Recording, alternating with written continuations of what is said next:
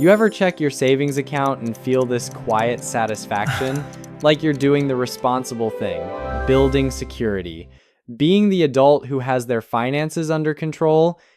There's something almost comforting about watching that number grow, knowing it's there if you need it, safe and accessible and reliable. And then you mention your balance to someone, maybe a financially savvy friend or relative, and they give you this look, not quite judgment, but something like concern. And they ask, why is so much just sitting there? And suddenly you're questioning everything because you thought you were being smart. You thought accumulation was the goal. But what if the thing that feels like financial responsibility is actually quietly eroding the very security you're trying to build? My name's Anderson, and I've spent years studying how people relate to cash versus investments, and one pattern keeps emerging. The people who feel safest hoarding cash are often the ones becoming less secure financially, while the people who feel slightly uncomfortable with their low cash balances are building actual wealth. And that paradox, that inversion of what feels safe versus what actually is safe, is costing people hundreds of thousands of dollars over their lifetimes. So, let me show you why keeping too much money in your bank account is one of the most expensive mistakes you can make. Not in theory. In actual dollars, you're losing. And more importantly, let me show you the specific threshold above which every additional dollar in your account is actively working against your future. Because once you understand what's actually happening to that money while it sits there, you'll never look at your savings balance the same way again. Here's what most people believe about cash. They think having a large bank balance equals financial security, that the more cash you have readily available, the safer you are. That the responsible thing is to keep accumulating until you have this massive cushion that protects you from any conceivable emergency. But that belief is built on a fundamental misunderstanding of what money actually does when it's sitting in a bank account. Because money isn't static. It's not a fixed store of value. It's constantly changing in what it can actually buy. And in an inflationary environment, which is essentially always, cash loses purchasing power every single day it sits idle. Here's the contrarian truth that banks certainly won't tell you. Beyond a certain threshold, every dollar you keep in cash is a dollar that's guaranteed to become worth less over time. Not might become, not could become, will become. It's not a risk, it's a certainty. Most people understand inflation intellectually. They know prices go up, but they don't internalize what that means for their savings strategy. They don't calculate the actual cost of holding cash. They just see a number in their account and feel secure, not realizing that number represents less buying power this year than it did last year and will represent even less next year. Meanwhile, the people building actual wealth understand that cash is a tool, not a goal. They keep exactly enough for specific purposes and put everything else into assets that have at least a chance of keeping pace with or exceeding inflation. They're not more comfortable with risk, they're more uncomfortable with the guaranteed loss that comes from holding too much cash. So, let me show you the invisible threshold that separates useful cash reserves from wealth-destroying cash hoarding. The standard guidance, and this is backed by actual financial planning research, not just conventional wisdom, is to keep 3 to 6 months of essential expenses in readily accessible cash, not income, expenses, the money you need to survive if every other source of income disappeared tomorrow, if your essential monthly costs, rent, utilities, food, insurance, minimum debt payments total $4,000, your emergency fund should be somewhere between $12,000 and $24,000. That's the range. That's the cushion that provides actual security without opportunity cost, destroying your wealth. Everything above that ceiling is excess. And excess cash doesn't just sit neutrally. It actively loses value through inflation while simultaneously costing you the growth you could have earned by investing it. Most people significantly exceed this threshold. They have 40, 60, 80,000 in checking and savings accounts, thinking they're being prudent. But what they've actually done is lock up capital that could be building wealth and sentenced it to slow erosion instead. Here's the psychological shift that happens when you cross this threshold. Below it, you're building security. Above it, you're hoarding from fear. And that distinction matters enormously. because security serves you while fear controls you.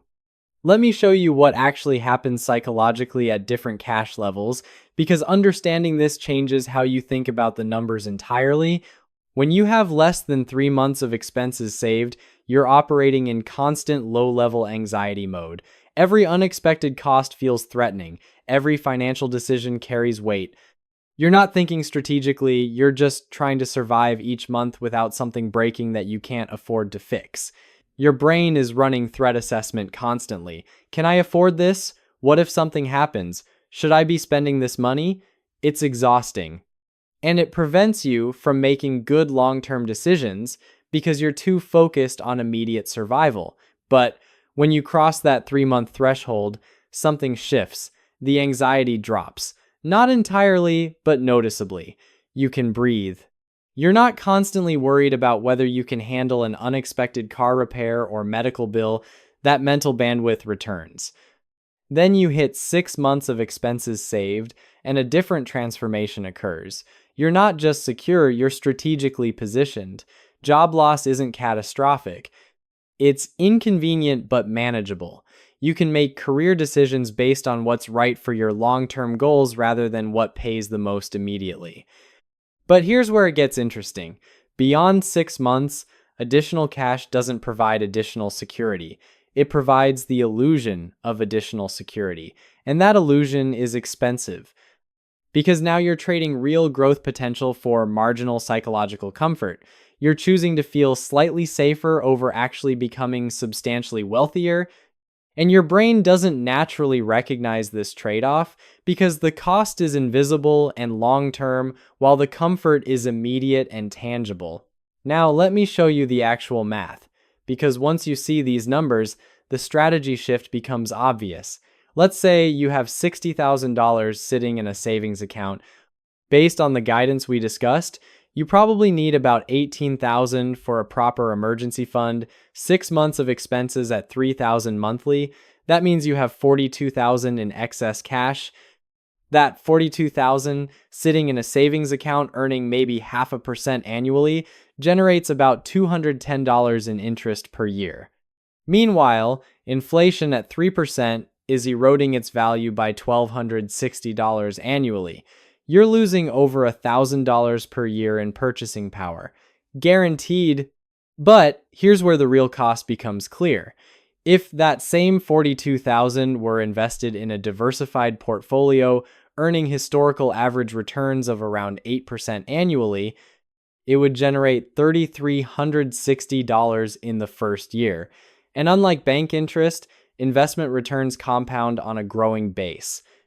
Over 10 years, that $42,000 in savings becomes roughly $44,000 after accounting for the minimal interest earned. Over the same decade, invested at 8% average returns, it becomes roughly $91,000. You didn't lose a little bit of money by keeping cash. You lost $47,000 in potential wealth. That's not an exaggeration. That's not worst-case scenario. That's the actual mathematical cost of the decision to hoard cash instead of investing it. And here's the really painful part. Over 20 years, the gap becomes $220,000. Same starting amount, radically different outcomes. The only difference is whether the money sat in a bank or got invested. And here's where the identity shift needs to happen that most people never make. You need to stop seeing yourself as someone who accumulates cash and start seeing yourself as someone who deploys capital strategically. These are fundamentally different identities with fundamentally different financial outcomes. The person who accumulates cash is trying to feel safe.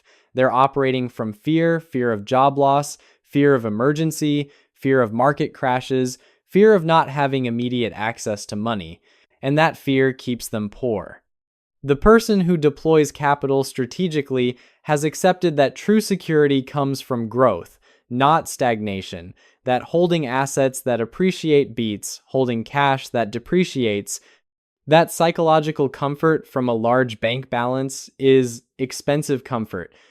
This identity shift is uncomfortable because it requires you to hold less cash than feels safe, to have a number in your checking account that makes you slightly nervous instead of comfortably cushioned. to operate with what feels like less margin but is actually more strategic positioning. Most people never make this shift. They stay in accumulation mode their entire lives, watching their purchasing power erode, missing decades of compound growth, and wondering why they never built substantial wealth despite saving diligently. Here's what actually changes about opportunity when you optimize your cash position. When you have excessive cash sitting around, you're not thinking about opportunities, you're thinking about protection. Your financial strategy is defensive. You're building walls, not bridges. But when you right-size your emergency fund and invest the excess, something psychological happens. You start noticing opportunities you were blind to before. Your friend mentions a real estate investment that requires $10,000. Suddenly, you can evaluate whether it makes sense instead of automatically declining because you don't want to reduce your cash position. You're not making decisions from scarcity anymore. You're making them from strategic assessment. Can I deploy capital here in a way that serves my long-term wealth better than leaving it in cash? That's a completely different question than, can I afford to access this cash? And here's the interesting part. The people with optimized cash positions often have more actual flexibility than people with huge cash hoards. Because they're building wealth faster, they're creating more future options. They're not just protecting what they have, they're expanding what's possible. The person with 80,000 in cash feels safer than the person with 20,000 in cash and 60,000 invested. But 10 years later, the second person has 140,000 in net worth, while the first person has maybe 85,000. Who's actually more secure? Now, here's the warning everyone needs to hear before they implement this strategy. Don't confuse optimization with recklessness. The guidance is 3 to 6 months of expenses, not zero cash, not 1 month, not I'll just use credit cards if something happens. You need that foundation, that cushion that lets you think strategically instead of desperately. But you also can't let fear convince you that 12 months is better than 6 or that 18 months is better than 12, because at a certain point, you're not building additional security, you're just accumulating expensive psychological comfort. I've seen people keep 2 years of expenses in cash just to be safe, and then wonder why their net worth barely grows despite saving 15% of their income for a decade. They've turned saving into an end goal rather than a means to building wealth.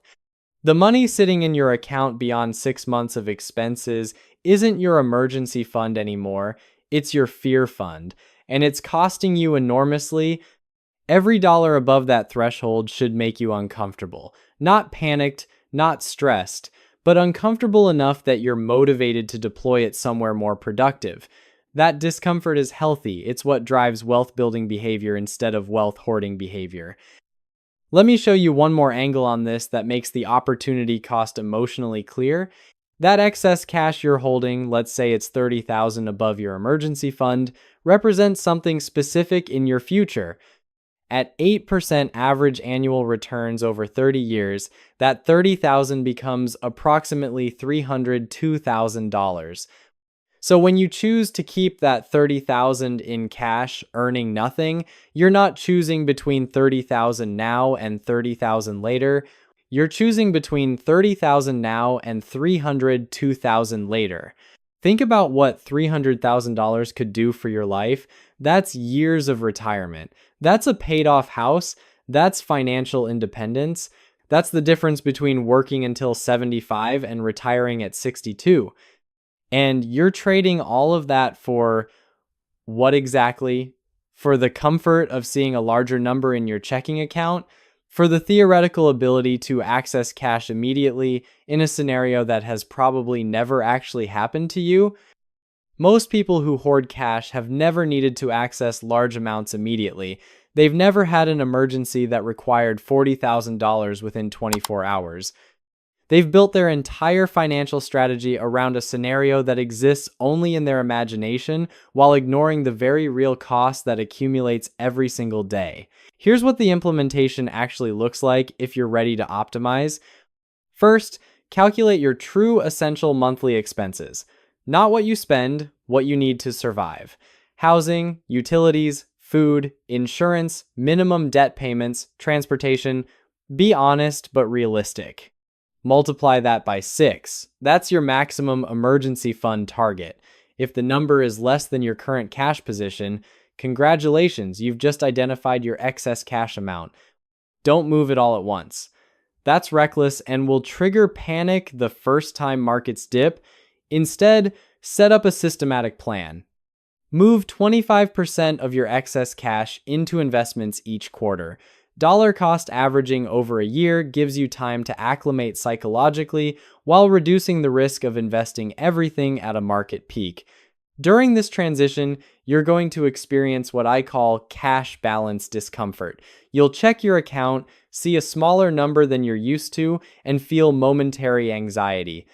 This is normal. This is healthy. This is your psychology catching up to rational strategy.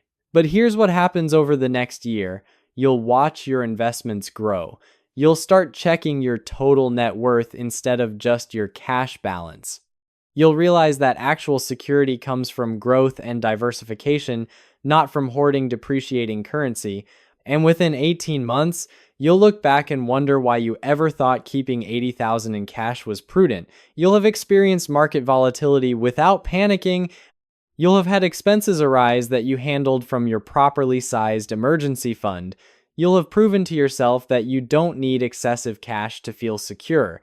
Here's something else that changes when you optimize your cash position: your relationship with earning.